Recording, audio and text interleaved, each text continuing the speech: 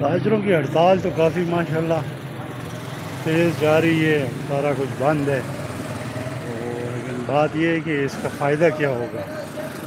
کیا وہ اپنے ٹیکسیز اور بجلی کا بل کم کروا سکیں گے کہ نہیں؟ دیکھیں کیا ہوتا ہے آگے۔